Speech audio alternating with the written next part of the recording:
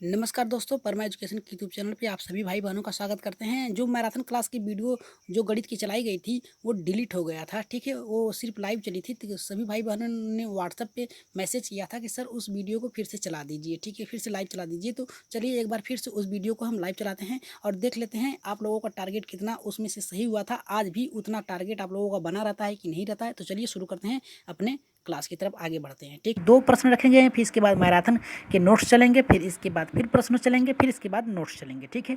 तो ताकि आप लोगों को बोरियत न लगे इसलिए प्रश्नों को भी रखा गया है और मैराथन नोट्स को भी रखा गया है, ठीक है। तो चलिए शुरू करते हैं, पहले प्रश्न की ओर आगे बढ़ते हैं, देखते हैं क्या कर रहा है। कह रहा है कि संश्लेषण विधि के संदर्भ में कौन सा कथन जो तथ्य है वो गलत है। यहाँ पे गलत की बात कर रहा है, तो कौन सा संश्लेषण विधि के संदर्भ में गलत है। तो पहला कह रहा है यहाँ पे यह एक वैज्ञानिक विधि है, दूसरा कह रहा है ये रटने की विधि है, तीसरा कह रहा है कि ये विश्लेषण में पहले प्रयुक्त होता है और चौथा कह रहा है कि इसमें समय व शक्ति दोनों कम लगता है। तो जल्दी से बताइए पहले का आंसर क्या होगा। यहाँ पे गलत प्रश्नों को कह रहा है, तो पहले इसमें से छाटिए आप लोग कि कौन सा सही है। अगर सही प्रश्नों को छाट लेंगे तो गलत अपने आप पता चल जाएगा, ठीक है। पहला कह रहा है वैज्ञानिक विधि है, ये हमारा सही है। गणित जो होती है एक तार्किक होती है, वैज्ञानिक विधि होती है। दूसरा कह रहा है रटने पे, इसको थोड़ी बाद में देखेंगे, गलत लग रहा है। और यहाँ पे तीसरा कह रहा है कि विश्लेषण प्रयुक्त होता है, ये भी सही है, इसमें विश्लेषण किया जाता है और समय और शक्ति दोनों कम लगता है, ठीक है। तार्किक, अगर तार्किक जो यहाँ पे संश्लेषण से है ये तार्किक से संबंधित है, इसमें समय और शक्ति दोनों कम लगता है। और इस आधार पे हमारा जो गलत प्रश्न है पहले का हमारा दूसरा सही होगा, ठीक है। तो चलिए आगे बढ़ते हैं अपने दूसरे प्रश्न की ओर, देखते हैं दूसरा प्रश्न हमारा क्या कह रहा है। देखिए दूसरा प्रश्न ये कह रहा है कि निम्नलिखित में से कौन सी विधि तर्क प्रधान विधि है। यहाँ पे देखिए तर्क प्रधान विधि की बात कर रहा है, कौन सी विधि है।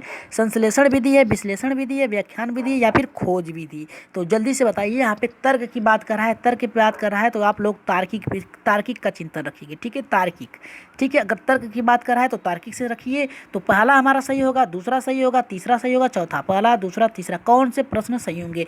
तो इस आधार पे जो हमारा दूसरे का आंसर होगा ये हमारा होगा चौथा, ठीक है, चौथा होगा। खोज जो होती है, खोज में आप क्या करेंगे, तर्क का प्रयोग करेंगे, उसे सोच करेंगे, सोचेंगे समझेंगे तभी खोज करेंगे, ठीक है। कोई वस्तु हो जाए या कोई भी प्रश्न आप सोल्व करेंगे तो पहले उसकी खोज के निर्णय पे प्रश्न पे पहुंचेंगे, ठीक है। तो दूसरे का हमारा आंसर होगा चौथा, ठीक है। तो चलिए अब बढ़ते हैं अपने मैराथन क्लास के बारे में, ठीक है। देखते हैं इसमें क्या कह रहा है, थोड़ा सा जूमिंग कर लेते हैं, देखते हैं क्या कह रहा है। यहाँ पे सभी प्रश्नों को आप नोट बनाते चलिए क्योंकि शॉर्ट ट्रिक के साथ बनाया गया है, ठीक है। तो चलिए देख लेते हैं क्या कह रहा है। यहाँ पे देखिए कह रहा है कि गणित मैराथन की बात कर रहा है, तो गणित परिभाषा, गणित की परिभाषा क्या होती है पहले वो जान लेते हैं। गणित जो होती है संख्याओं का विज्ञान होता है, ठीक है। गणित जो होती है संख्याओं का विज्ञान होता है। दूसरा कह रहा है कि गणित मापन, मात्रक और दिशा का विज्ञान होता है। गणित जो होता है मापन, मात्रक और दिशा का भी विज्ञान होता है। तीसरा कह रहा है कि गणित गणनाओं का विज्ञान होता है। देख लीजिए गणित गणनाओं का विज्ञान होता है, ये प्रश्न में सीट में पूछा जा चुका है। गणित क्या है, तो गणित जो होती है गणनाओं का विज्ञान होता है, ठीक है। तो चलिए आगे बढ़ते हैं। अगर जोड़ घटाना गुणा भाग पे बात करें तो जोड़ पर अगर बात करें तो गणित विज्ञान का अमूर्त रूप है। अमूर्त रूप का मतलब है चिंतन करना, ठीक है। चिंतन करता है बालक तभी जो होता है प्रश्नों को सॉल्व करता है। जैसे अगर उसे चिंतन न किया जाए, अगर 2+2 करना हो या फिर 6+6 करना हो तो वो अमूर्त हो, यानी पहले सोच विचारेगा, अमूर्त चिंतन की बात करेगा, ठीक है। तो यहाँ पे हमारा जो गणित विज्ञान है अमूर्त रूप है, ठीक है। तो चलिए आगे देखते हैं क्या कर रहा है, किन्हीं परिभाषा के अनुसार देख लेते हैं किनकी परिभाषा है। यहाँ पे लॉग के अनुसार बात कर रहा है, तो लॉग के अनुसार क्या कर रहे हैं थोड़ा इसे भी देख लेते हैं। गणित वह मार्ग है जिसके द्वारा हम बच्चों के मन मस्तिष्क में तर्क करने का आदर्श स्थापित कर सकते हैं। लॉक ने कहा है, क्या कहा है कि गणित वह मार्ग है जिसके द्वारा हम बच्चों के मन मस्तिष्क यानी उनके दिलो दिमाग में हमें जो होता है आदर्श स्थापित यानी तर्क करने का विकसित कर सकते हैं, ठीक है। अब देखिए आगे क्या कह रहा है यहाँ पे। देखिए आगे ये करा कि गणित शिक्षा का उद्देश्य क्या होता है। अब बात करते हैं, अगर गणित की बात कर रहे हैं शिक्षण में, तो गणित शिक्षण का उद्देश्य क्या होता है या शिक्षा का उद्देश्य क्या होता है। तो देखिए एनसीएफ 2005 के अनुसार क्या कर रहा है कि छात्रों के सोच का गणितीकरण करना विद्यालय में गणित शिक्षक का मुख्य उद्देश्य होता है, ठीक है। मुख्य उद्देश्य शिक्षा का क्या होता है कि जो छात्रों की सोच और गणितीकरण करना, ठीक है, जो उनमें सोच विकसित करना, तर्क विकसित करना शिक्षक का उद्देश्य होता है, ठीक है। तो चलिए आगे देखते हैं क्या कह रहा है यहाँ पे। सभी प्रश्नों को आप नोट बनाते चलिए या फिर स्क्रीनशॉट लेते चलिए, ठीक है।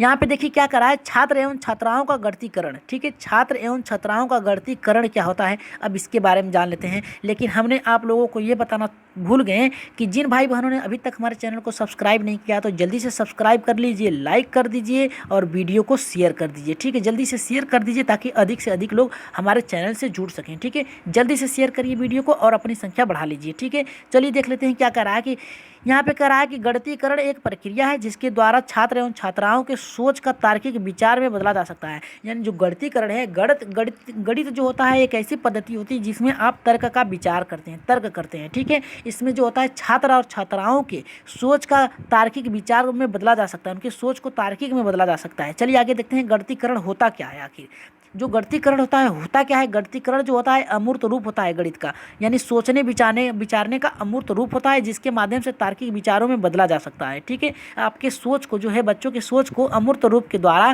तार्किक विचारों में बदला जा सकता है। ठीक है, तो चलिए आगे बढ़ते हैं, देखते हैं क्या कर रहा है। यहाँ पे देखिए एनसीएफ की बात कर रहा है, तो एनसीएफ से ज़्यादा प्रश्न आते हैं गणित में और हर बार सीटेट से 2 से 3 प्रश्न पूछा जाता है। सीटेट में जो होता है 2 से 3 प्रश्न पूछा जा सकता है, हमेशा पूछा जाता है। तो चलिए देख लेते हैं इसमें क्या कह रहा है। कह रहा है एनसीएफ 2005 के अनुसार गणित शिक्षण व्यावहारिक एवं दैनिक जीवन से जोड़कर पढ़ाना चाहिए ताकि बच्चे आपस में इसकी चर्चा कर सके। बच्चों को जो होता है गणित जो होता है, गणित ही नहीं पर्यावरण हो गया या फिर हिंदी हो गई या फिर कोई भी भाषा शैक्षणिक हो गई, उसे जो होता है आपको उनके दैनिक जीवन यानी उनके घर से लेके परिवार से आसपास से लेके जोड़ के पढ़ाना चाहिए जिससे वो उनके उसमें चर्चा कर सकें और तार्किक विचार कर सकें। ठीक है, अब देखिए यहाँ पे कह रहा है कि गणित कैसे पढ़ाया जाए। जब सभी प्रश्नों को ले लिया गया है तो यहाँ पे देखिए ये प्रश्न बहुत ही महत्वपूर्ण है। ये टॉपिक जो है कह रहा है कि गणित कैसे पढ़ाई जाए। तो जो होता है गणित कैसे पढ़ाई जाए, अध्यापक किसी पाठ्यक्रम को पढ़ाने के लिए जिस विधियों का प्रयोग करता है उसे शिक्षण विधियाँ कहते हैं। अगर बात कर दिया जाए शिक्षण विधियाँ किसे कहते हैं, तो अध्यापक जो होता है जिस पाठ्यक्रम को पढ़ाने के लिए जिस विधियों का उपयोग करता है, ठीक है, जिस उदाहरण का प्रयोग करता है उसे शिक्षण विधि कहा जाता है। ठीक है, तो चलिए आगे देखते हैं क्या कहलाता है हमारा गणित में शिक्षण विधियाँ कितनी होती हैं। गणित में शिक्षण विधियाँ जो होती हैं 3 होती हैं, आगमन विधि होती है, निगमन विधि होता है, विश्लेषण विधि होता है। गणित में शिक्षण विधियाँ निम्नमत होती हैं। कितनी होती हैं? निम्नमत होती हैं। निम्नलिखित नहीं होता है, निम्नमत में होता है थोड़ा और निम्नलिखित में होता है अधिक। ठीक है, तो यहाँ पे देखिए यहाँ पे बात कर रहा है आगमन विधि, निगमन विधि और विश्लेषण विधि। ठीक है, तो चलिए देख लेते हैं आगमन विधि के बारे में, देखते हैं क्या कह रहा है यहाँ पे। अब देखिए आगमन विधि जो है आप लोगों को हर सब्जेक्ट में आप लोगों का उपयोगी होगा। ठीक है, आगमन से विधि से मतलब होगा आप लोगों का उदाहरण से। ठीक है, उदाहरण देके समझाने से। ठीक है, तो आप लोग ये बात याद रखिएगा कि अब जो प्रश्न मिलेंगे आगमन विधि, निगमन विधि, विश्लेषण विधि, ये आप लोगों को हर विषय में सब्जेक्ट में आप लोगों को कवर करेगा। ठीक है, तो यहाँ पे देखिए कह रहा है कि यह एक मनोवैज्ञानिक विधि है। इस विधि के द्वारा अर्जित ज्ञान प्रत्यक्ष तत्वों पर आधारित हुआ। प्रत्यक्ष यानी जो वस्तु जो होती है बालक के समझ से प्रस्तुत होती है उसे जो है प्रत्यक्ष कहा जाता है, जिससे वो बालक सीखता है। ठीक है, अब इसके गुण क्या होते हैं, इस विधि द्वारा ज्ञान अस्थायी होता है। जो अगर बालक को अस्थायी रूप से पढ़ाया जाए यानी उनके समक्ष रख के पढ़ाया जाए तो वो जो ज्ञान होता है अस्थायी होता है। ठीक है, अस्थायी नहीं होता है, अस्थायी होता है। ठीक है, तो चलिए देख लेते हैं यहाँ पे क्या कह रहा है। देखिए कह रहा है कि छोटी कक्षाओं के लिए ये विधि उपयोगी होती है। छोटी कक्षाओं से तात्पर्य ये है कि प्राथमिक कक्षा। ठीक है, प्राथमिक कक्षाओं की बात कर रहा है। ठीक है, प्राथमिक कक्षाओं में ये विधि उपयोगी होता है। दूसरा कह रहा है कि इस विधि के द्वारा बालकों में उत्सुकता और रुचि बनी होती है, क्योंकि जो प्रत्यक्ष विधि होती है जो उनके समझ होती है, जैसे कोई वस्तु खिलौना हो गया उसके माध्यम से बालक को सिखाया जाए। जैसे आपकी बॉल ले जाके बालकों को सिखा सकते हैं कि देखिए बी फॉर बॉल होता है, तो बालक जो होता है खेलेगा भी और उसमें उत्सुकता भी होगी और घर पे जाकर वो ये कहेगा कि देखो ये बॉल है, हमारे सर ने ये पढ़ाया कि बी फॉर बॉल होता है, तो वो सीख भी लेता है और रुचि भी उत्पन्न हो जाती है। ठीक है, अब बात करते हैं आगमन विधि के दोष। अब इसके दोष क्या हैं ये भी देख लेते हैं। कह रहा है दोष जो होता है इसका देख लेते हैं कितने हैं। इस विधि के शिक्षण से समय और परिश्रम दोनों अधिक लगता है। यहाँ पे कम नहीं होगा, टाइप करने में लिखने में गलती हो गई है, यहाँ पे अधिक होगा। ठीक है, अधिक होगा। ठीक है, यहाँ पे देखिए कह रहा है कि इस विधि के द्वारा शिक्षण में समय परिश्रम दोनों अधिक लगता है। अब फिर कह रहा है कि बड़ी कक्षाओं के लिए ये उपयोगी नहीं है। बड़ी कक्षाओं से तात्पर्य आपका ये है कि उच्च कक्षाओं पे। ठीक है, उच्च माध्यमिक विद्यालयों में। ठीक है, उच्च माध्यमिक विद्यालयों में जो होता है आगमन विधि का प्रयोग नहीं कर सकते। ठीक है, यहाँ पे देखिए कह रहा है कि क्योंकि इस विधि के शिक्षण से निर्धारित समय में विस्तृत पाठ्यक्रम और पूरा नहीं किया जा सकता है। जो विस्तृत पाठ्यक्रम है उसे पूरा नहीं किया जा सकता। क्यों नहीं? क्योंकि टाइम ज़्यादा लगेगा। इसमें जो उच्च कक्षाएँ होती है उसमें जो होता है नियम का प्रयोग होता है। ठीक है, चलिए देखते हैं यहाँ पे क्या कह रहा है। नोट है थोड़ा सा, स्क्रीनशॉट ले लीजिएगा इस नोट को। कह रहा है कि इस विधि का प्रयोग मुख्यतः अंक गणित, बीज गणित त्रिकोणमिति के प्रश्नों को हल करने के लिए किया जाता है। ठीक है, जो आगमन विधि होता है इसका प्रयोग जो किया जाता है अंकगणित में, बीजगणित में और त्रिकोणमिति में किया जाता है। ठीक है, तो चलिए आगे देख लेते हैं। ट्रिक है, थोड़ा सा एक ट्रिक बनाया गया है आप लोगों को इन तीनों प्रश्नों को सॉल्व करने के। आगमन विधि के प्रयोगों के अम्बिति में किया गया। ठीक है, अम्बित्री में किया गया। ठीक है, ये ट्रिक है आप लोगों को आगमन विधि के जो स्रोत है उसको जानने के लिए। पहला करा है त्रिकोणमिति, बीजगणित, अंकगणित। ठीक है, अ से होगा अंकगणित, बी से होगा बीजगणित, त्रि से होगा त्रिकोणमिति। ठीक है, तो चलिए देख लेते हैं आगे क्या करा है आगमन विधि में।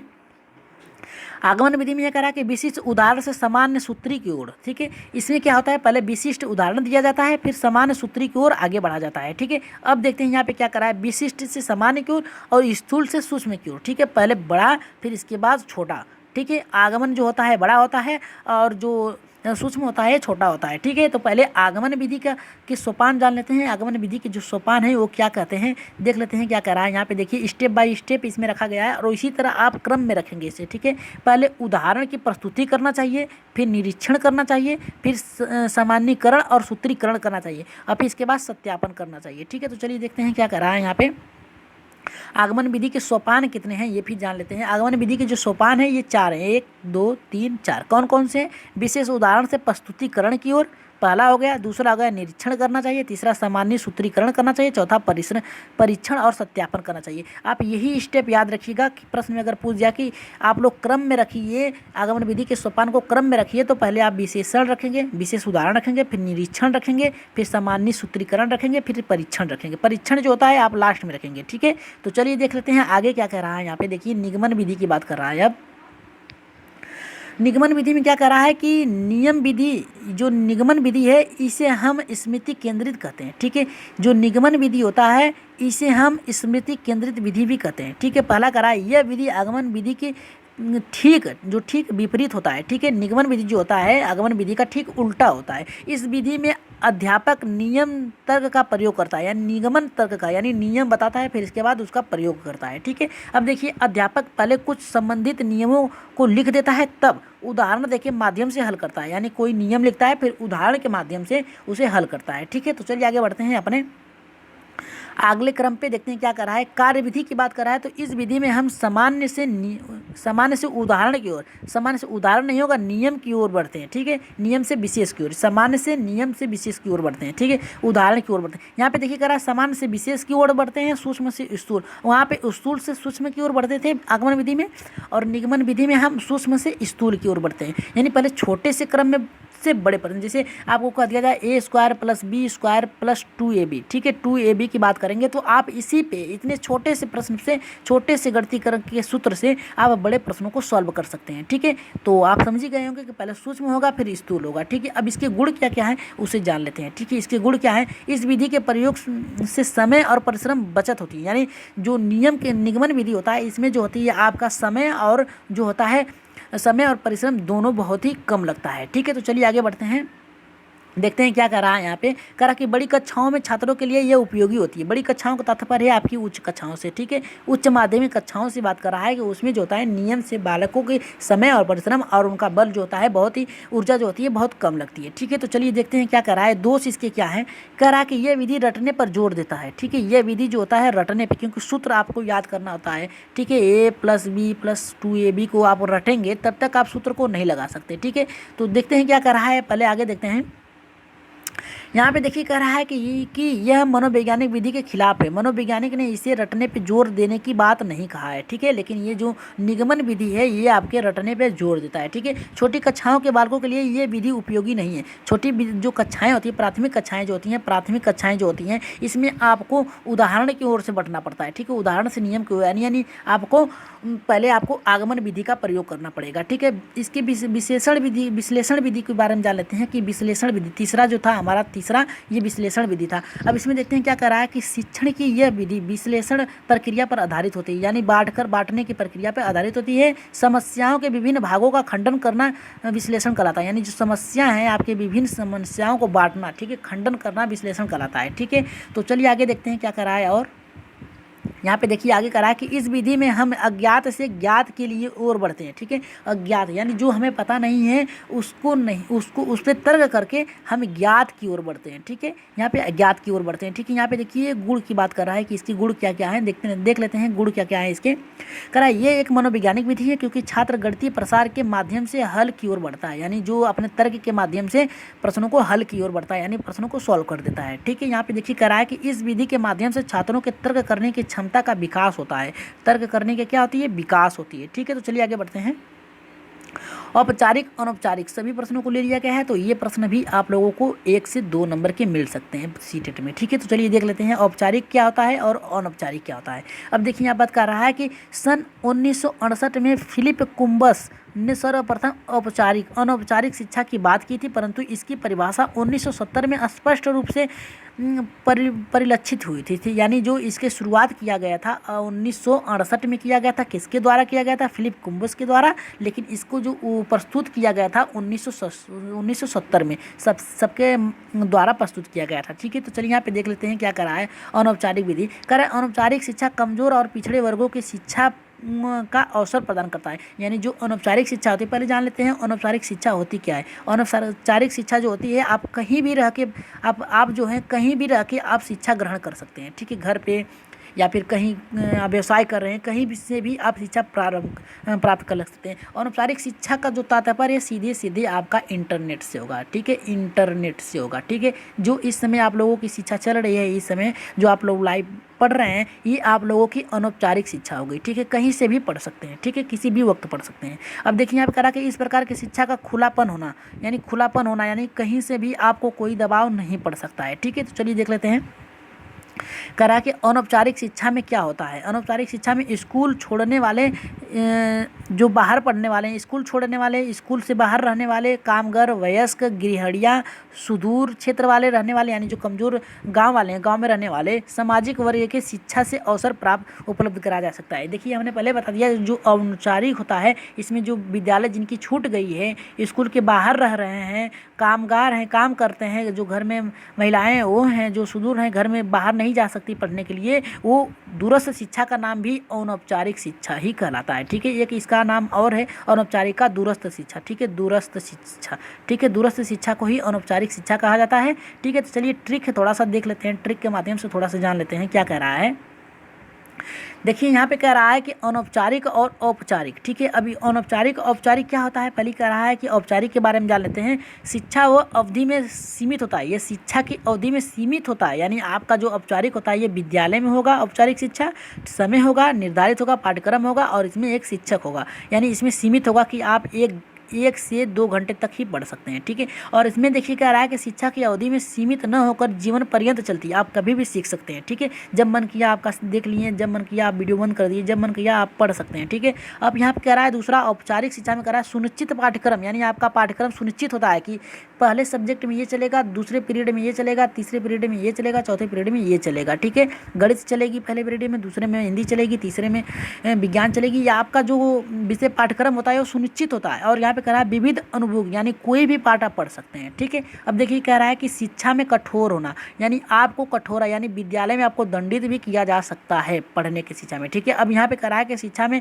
अधिक नवीनतम, यानी आपको कोई दबाव नहीं डाल सकता। ठीक है, अनौपचारिक में आपको कोई दबाव नहीं डाल सकता, विविध बहुमुखी होती सकती है, इसमें आपको कोई सुनिश्चित नहीं, आप जब मन तब पढ़ सकते हैं। और पहला का अनौपचारिक में कह रहा है शिक्षा अवधि में सीमित हो न होकर आप कभी भी जीवन पर्यंत कभी भी पढ़ सकते हैं। और औपचारिक में कहता है शिक्षा की अवधि सीमित होती है, आप जितने टाइम में विद्यालय चाहेगा उतना पढ़ाएगा, सुनिश्चित पाठ्यक्रम, आपको पाठ्यक्रम के अनुसार पढ़ना पड़ेगा। और शिक्षा में कठोर होना, आपकी जो विद्यालय में टीचर होते हैं वो कठोर होता है। ठीक है, तो चलिए आगे बढ़ते हैं अपने।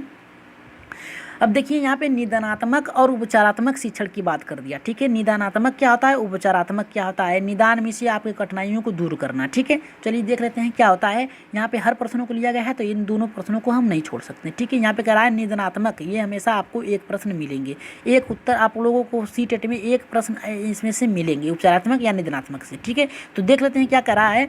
निदानात्मक शिक्षण क्या होता है, ये जो होती है निष्पत्ति परीक्षण होता है। इसमें क्या होता है, इसका नाम क्या होता है, कितना सीखा। निष्पत्ति परीक्षण का मतलब होता है कितना आपने सीख लिया है। ठीक है, कितना सीख लिया है, निष्पत्ति का अर्थ होता है। ठीक है, अब देखिए यहाँ पे कह रहा है कि निष्पत्ति क्या होती है।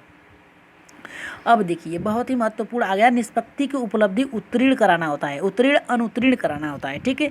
अब निष्पत्ति जो होता है सफल भी हो सकता है, असफल भी हो सकता है। सफल में आप 3 श्रेणियों में बांट सकते हैं। पहला कह रहा है कि प्रथम श्रेणी, द्वितीय श्रेणी और तृतीय, यानी आपको उत्तीर्ण से फर्स्ट डिवीजन, सेकेंड डिवीजन और थर्ड डिवीजन में बांट सकते हैं। असफल में क्या होता है, कारणों का पता लगाया जा सकता है, निदानात्मक किया जा सकता है। जो बालक असफल हो गए हैं उनके कारणों का पता लगाना ही निदानात्मक होता है, ठीक है। अब देखिए यहाँ पे बात कर रहा है कि इसमें दोष क्या हो सकता है और इसकी गुण क्या हो सकते हैं, ठीक है। यहाँ पे कह रहा है कि यह जानने की कोशिश होती है कि छात्र ने किस विषय में कितना सीखा, उसके आधार पर उसे उत्तीर्ण अनुत्तीर्ण घोषित किया जा सके और उन्हें अलग अलग श्रेणियों में बांटा जा सकता है, ठीक है। देखिए इसमें क्या होता है, इस विधि में जो होता है निदानात्मक विधि में बालकों को श्रेणी में क्रमबद्ध बांट दिया जाता है कि कौन सा बालक में क्या कमियां हैं उसे दूर किया जा सकता है, ठीक है। कितने पास हुए, कितने अनुत्तीर्ण हुए, ठीक है। अब देखिए यहाँ पे निदान कार्य क्या होता है। निदान का कार्य क्या होता है, वर्गीकरण करना। निदान के कार्य का यह पहला चरण होता है। वर्गीकरण करना जो होता है निदान का पहला चरण होता है, ठीक है। इसमें क्या होता है, बालकों को एक 2 श्रेणी में बांट दिया जाता है। किसकी समस्या है, किसकी समस्या नहीं है, 2 श्रेणियों में बांटा जाता है। जिसकी समस्या है उसे एक श्रेणी में, जिसकी समस्या नहीं है उसको एक श्रेणी में, ठीक है। तो अब देखते हैं यहाँ पे क्या कह रहा है। यहाँ पे देखिए कह रहा है कि विशिष्ट योग्यता का मापन करना, ठीक है। दूसरा जो चरण इसका है विशिष्ट योग्यता का मापन करना। इसके अंतर्गत क्या आता है, 4 चरण होते हैं विशिष्ट योग्यता के मापन में। पहला कहता है कि जानने की इच्छा रखना, सीखने की उत्सुकता रखना, निराशा का स्तर होना और चौथा का द्वेष की भावना। यानी जानने की इच्छा, यानी वो जानता है बालक कि हमारी की कमी क्या थी, और उत्सुकता, सीखने की उत्सुकता की अगर वो फेल हो रहा है तो फिर वो सीखने की उत्सुकता। निराशा की स्तर, यानी उसमें निराशा, यानी मैं फेल हो गया, चलिए अब नहीं पढ़ेंगे। द्वेष की भावना, क्यों द्वेष की भावना से तात्पर्य ये हुआ कि वो बालक ये जानने की कोशिश करता है कि हमने जो है इतना अच्छा स्तर किया फिर भी हमें फेल कर दिया है, हो सकता है टीचर की कमी हो, ठीक है। यहाँ से दोष की स्तर हो जाता है, ठीक है। चलिए आगे बढ़ते हैं, देखते हैं अगला क्या कह रहा है हमारा। अब देखिए यहाँ पे देखिए हम प्रश्नों को लेंगे, ठीक है, क्योंकि आप लोग बोरियत हो रही है आप लोगों को पढ़ने में। तो चलिए देख लेते हैं इसमें क्या कह रहा है हमारा, ठीक है। चलिए देख लेते हैं।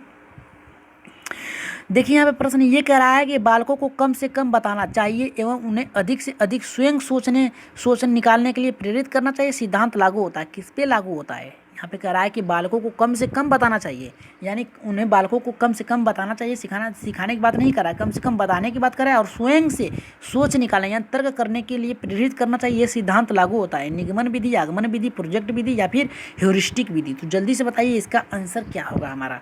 यानी उनसे इनके सोच का गणितीकरण करना है, ठीक है। उनमें स्वयं से सोच करने की विकसित करना, प्रेरित करना है। अध्यापक द्वारा। तो ये कौन सा कथन हमारा सही होगा, पहला सही होगा, दूसरा, तीसरा या फिर चौथा। तो इसका आंसर जो होगा हमारा चौथा। ह्यूरिस्टिक में होता है खोज, ठीक है, याद रखिएगा। ह्यूरिस्टिक में होता है खोज विधि, ठीक है।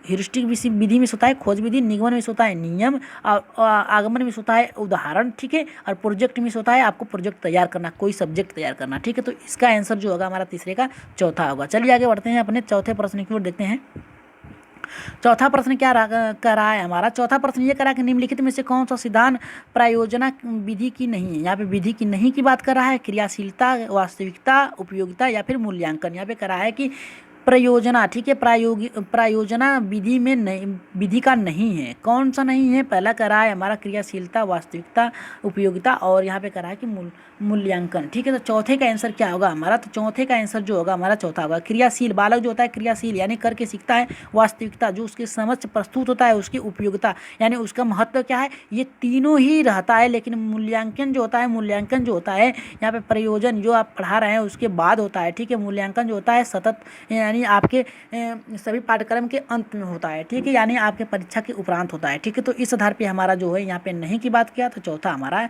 सही होगा, ठीक है। चलिए पांचवें प्रश्न की ओर आगे बढ़ते हैं, देखते हैं पांचवा प्रश्न हमारा क्या कह रहा है।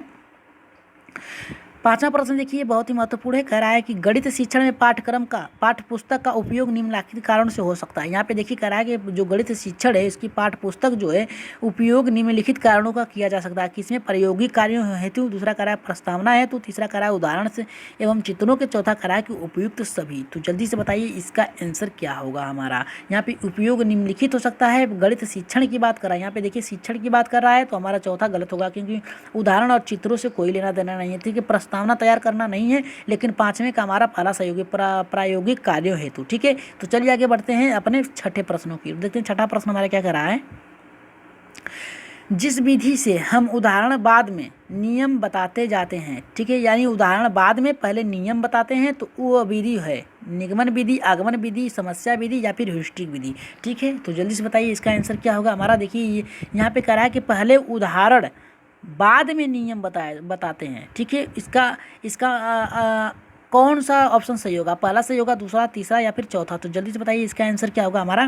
देखिए यहाँ पे नियम पहले आएगा, फिर उदाहरण आता है, आगमन से उदाहरण, नियम से निगमन से नियम हो गया, और समस्या से कोई लेना देना नहीं है, इसका निदान करना चाहिए, ह्यूरिस्टिक में होता खोज। तो अब बताइए इसका आंसर क्या होगा। खोज विधि होगा, आगमन विधि होगा, निगमन विधि होगा, समस्या तो हमारा कट गया, ठीक है। तो जल्दी से बताइए इसका आंसर क्या होगा।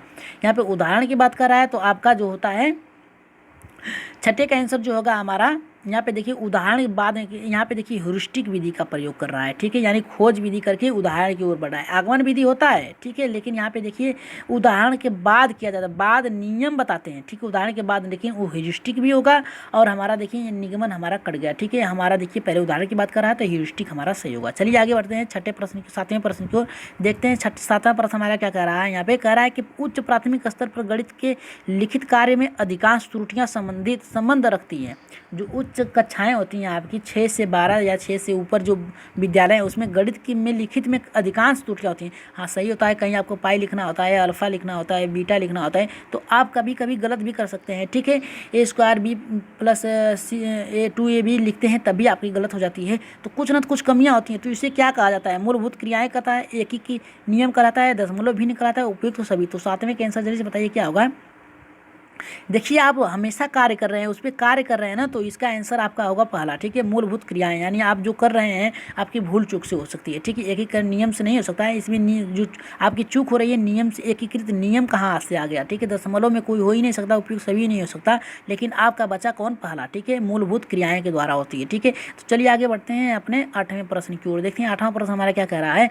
रेखा गणित आकृतियों के शिक्षण में सर्वप्रथम प्राप्त उद्देश्य होता है, कौन सा प्राय उद्देश्य होता है, ज्ञानात्मक होता है, अवबोधनात्मक होता है, अनुप्रयोगात्मक होता है और कौशलात्मक होता है। तो जल्दी से बताइए आठवें का आंसर क्या होगा हमारा। यहाँ पे आकृति रेखा गणित आकृतियों की बात कर रहा है, तो सर्वप्रथम प्राप्त उद्देश्य होता है, कौन सा होता है, ज्ञानात्मक, अवबोधनात्मक, अनुप्रयोग या फिर कौशलात्मक। तो इसका आंसर जो होगा हमारा पहला होगा, दूसरा, तीसरा, चौथा, कौन सा होगा हमारा आंसर। तो इसमें जो होगा हमारा चौथा होगा, कौशलात्मक, ठीक है। तो चलिए आगे बढ़ते हैं अपने नौवें प्रश्न की ओर। देखते हैं नवा प्रश्न हमारा क्या कर रहा है। यहाँ पे देखिए बहुत ही महत्वपूर्ण आ गया, एक बार शेयर कर दीजिए वीडियो को, एक बार वीडियो को शेयर कर दीजिए ताकि अधिक से अधिक लोग जुड़ सके चैनल से हमारे, और अपनी संख्या बढ़ाइए जल्दी से।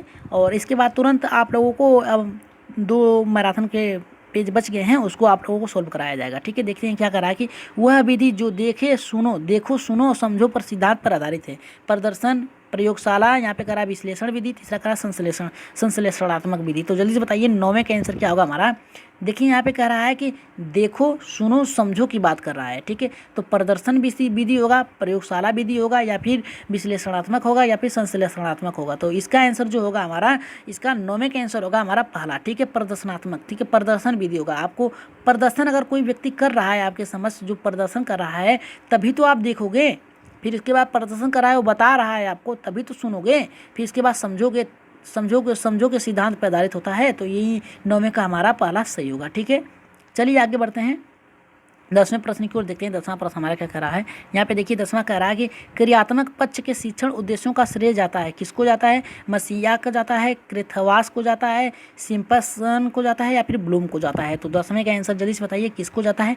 आपको देखिए यहाँ पे ब्लूम नहीं होगा, याद रखिएगा, बहुत लोग मारेंगे ब्लूम को, इसलिए पहले ही काट दे रहे हैं। आप लोगों को तार्किक चिंतन बढ़ा दें कि अब 3 है, तीनों में से बताइए, क्योंकि अधिकतर लोग ब्लूम को ही मांगेंगे, क्योंकि इन्होंने भी दिया है लेकिन इस पर नहीं दिया है, क्रियात्मक पक्ष पे नहीं दिया है, ठीक है, श्रेय नहीं जाता है इनको, ठीक है। तो अब बताइए इन तीनों में से कौन सा सही होगा हमारा। तो तीनों में से जो सही होगा हमारा 10वें का हमारा जो सही होगा, या तीसरा होगा, सिम्पसन को जाता है, ठीक है, सिम्पसन को हमारा जाता है, ठीक है। चलिए आगे बढ़ते हैं 11वें प्रश्न की ओर देखते हैं। 11वां प्रश्न हमारा क्या कर रहा है। यहाँ पे देखिए ज्ञानात्मक पक्ष के उद्देश्यों में सर्वाधिक योगदान, अब देखिए योगदान वहाँ पे श्रेय जा रहा था, यहाँ पे योगदान जा रहा है। अब बता सकते हैं आप लोग योगदान किसको जाता है, क्रेथवाल को जाता है, स्किनर को जाता है, सिम्पसन को जाता है, या फिर ब्लूम को जाता है। अब वहाँ पे सिम्पसन थे, यहाँ पे कट गया, अब 3 बचा आपको। अब बताइए तीनों में से कौन हो सकता है, क्रेथवाल जाता है, स्किनर या फिर ब्लूम। तो इसका आंसर जो होगा 11वें का हमारा ब्लूम होगा, ठीक है। ब्लूम ने ज्ञानात्मक पक्ष के उद्देश्यों का सर्वाधिक योगदान अपना दिया था, ठीक है। चलिए आगे देखते हैं आपके 12वें प्रश्न की ओर, देखते हैं क्या करा है। यहाँ पे देखिए, यहाँ पे कह रहा है ब्लूम, क्रेथवाल, मसीहा ने मिलकर किस शिक्षण उद्देश्य का सर्वाधिक कार्य किया था? ज्ञानात्मक, भावनात्मक, क्रियात्मक या फिर चरित्रात्मक? तो जल्दी से बताइए। इस यहाँ पे देखिए तीनों को ले लिया गया है, ब्लूम को भी ले लिया गया है, ठीक है, ब्लूम को भी ले लिया गया है, और कर्थवाल को भी ले लिया गया है, और मसीहा को भी ले लिया गया है, ठीक है। तो जल्दी बताइए, पहला होगा, दूसरा होगा, तीसरा या फिर चौथा? इन तीनों ने मिलकर किसको सर्वाधिक कार्य किया था? किस प्रश्न पे? यहाँ पे ज्ञानात्मक, भावात्मक, क्रियात्मक या फिर चरित्रात्मक? तो जल्दी से बताइए बराहमे का आंसर हमारा क्या होगा? तो बराहमे का आंसर होगा इन्होंने भावात्मक, यानी बालक के अंदर क्या भाव उठ रहे हैं, उसकी लहर क्या है, उसकी चिंतन शक्ति क्या है, उस पर इन्होंने अपना प्रयोग किया था, ठीक है। यहाँ पे आंसर होगा हमारा 12वें का दूसरा, ठीक है। चलिए आगे बढ़ते हैं 13वें प्रश्न की ओर, देखते हैं क्या कर रहा है। इसके बाद 2 पेज बचे हैं मैराथन के, वो भी कर लेंगे, ठीक है। इसके बाद फिर 2 प्रश्न आप लोगों को मिलेंगे लास्ट में, ठीक है।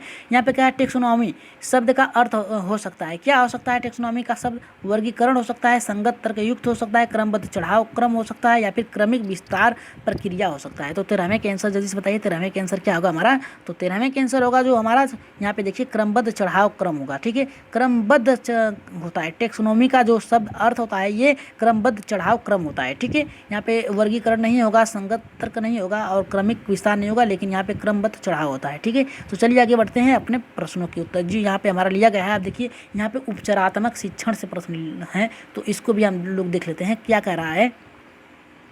देखिए यहाँ पे कह रहा है कि उपचारात्मक शिक्षण, ठीक है, शैक्षणिक निदान द्वारा बालकों की कठिनाइयों का पता लगाना, हम उन कठिनाइयों को दूर करने के लिए जो शिक्षण कार्य अपनाया जाता है उसे उपचारात्मक शिक्षण कहते हैं। यानी बालकों की जो कठिनाइयाँ हैं उसको दूर करने के लिए जो शिक्षण अपनाई जाती हैं, शिक्षण विधियाँ, उसे उपचारात्मक शिक्षण कहते हैं। अब देखिए NCF 2005 ने क्या कहा है कि यह अब तक का सबसे नवीनतम दस्तावेज है, इसे राष्ट्रीय एवं अंतर्राष्ट्रीय स्तर पर शिक्षाविदों ने मिलकर तैयार किया है। जो NCF 2005 कहता है कि जो अंतर्राष्ट्रीय और राष्ट्रीय दोनों विदों ने मिलकर, यानी वैज्ञानिकों ने मिलकर, जो विदों मनोवैज्ञानिकों ने मिलकर इसे बनाया है, ठीक है। अब इन्होंने क्या कहा है देख लेते हैं। लक्ष्य इनका क्या था? शिक्षा को बाल केंद्रित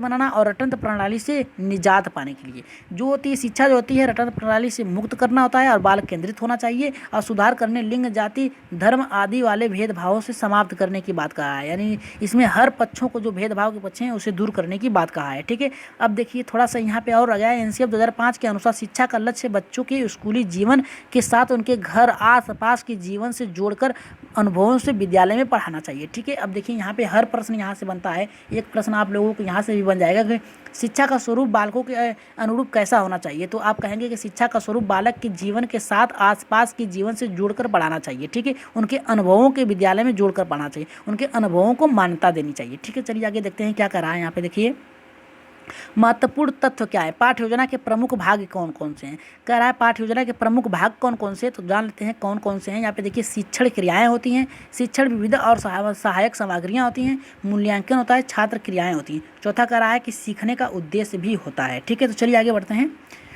देखते हैं क्या कर रहा है यहाँ पे। हार्वर्ड के पंचपदी प्रणाली के जो 5 पद हैं वो कौन कौन से हैं। पहला कर रहा है कि तैयारी, दूसरा कर रहा है प्रस्तुतिकरण, तीसरा कर रहा है तुलना, और चौथा कर रहा है कि सामान्यीकरण। देख लेते हैं यहाँ पे। पाँचवा क्या कर रहा है, पाँचवा कर रहा है अनुप्रयोग, ठीक है।